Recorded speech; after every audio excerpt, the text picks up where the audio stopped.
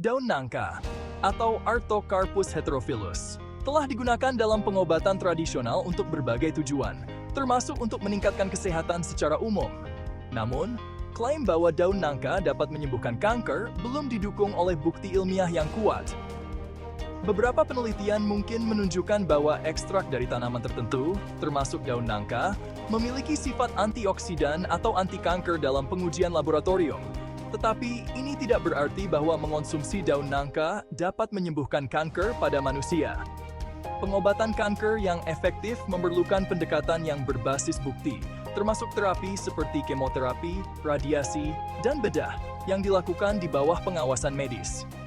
Jika Anda atau seseorang yang Anda kenal sedang menghadapi kanker, sangat penting untuk berkonsultasi dengan dokter atau profesional kesehatan sebelum mencoba pengobatan alternatif apapun.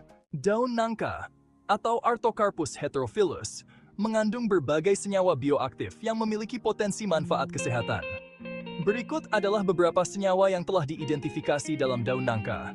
Flavonoid. Senyawa ini dikenal karena sifat antioksidan, antiinflamasi, dan anti-kankernya. Flavonoid membantu melindungi sel-sel dari kerusakan oksidatif yang dapat menyebabkan berbagai penyakit, termasuk kanker. Saponin. Saponin memiliki sifat antimikroba dan anti-kanker. Mereka juga bisa membantu menurunkan kadar kolesterol dan meningkatkan sistem kekebalan tubuh. Tanin. Tanin adalah senyawa astringen yang memiliki sifat antimikroba dan antiinflamasi. Mereka juga dapat membantu dalam penyembuhan luka dan pengobatan gangguan pencernaan. Alkaloid. Alkaloid dikenal memiliki aktivitas biologis yang luas, termasuk efek antimikroba, anti-kanker, dan analgesik. Asam fenolat. Asam fenolat memiliki sifat antioksidan yang dapat membantu melindungi tubuh dari kerusakan akibat radikal bebas. Sterol. Sterol memiliki efek yang mirip dengan kolesterol, tetapi dapat membantu menurunkan kadar kolesterol darah dan mendukung kesehatan jantung. Meskipun daun nangka mengandung senyawa-senyawa yang bermanfaat, penting untuk diingat bahwa manfaat klinis dari senyawa-senyawa ini dalam konteks pengobatan penyakit tertentu, seperti kanker, belum sepenuhnya dipahami atau dibuktikan melalui penelitian klinis pada manusia. Konsultasi dengan profesional kesehatan sangat penting sebelum menggunakan daun nangka atau produk herbal lainnya untuk tujuan pengobatan. Pengobatan kanker sangat bergantung pada jenis kanker, stadium penyakit, kondisi kesehatan umum pasien, serta faktor-faktor lain yang bersifat individual. Secara umum, berikut adalah beberapa metode pengobatan kanker yang paling umum digunakan dan dianggap efektif dalam dunia medis.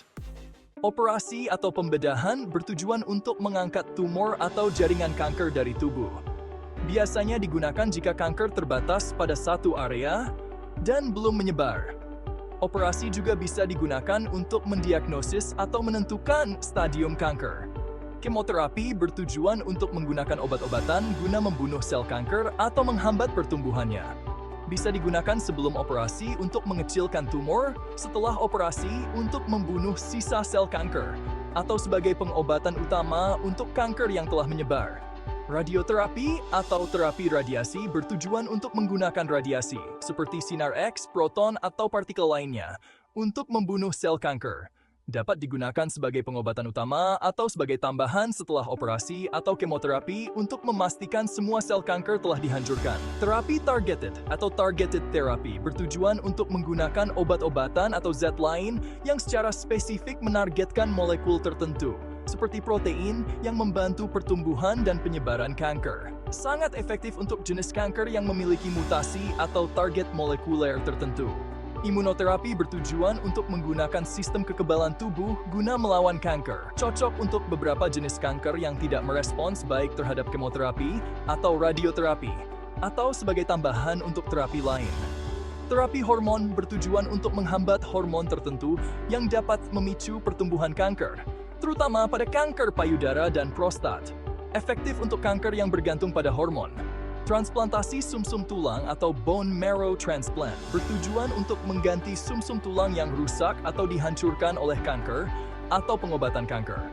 Umumnya digunakan pada kanker darah seperti leukemia dan limfoma. Terapi paliatif bertujuan untuk mengurangi gejala dan meningkatkan kualitas hidup pasien kanker.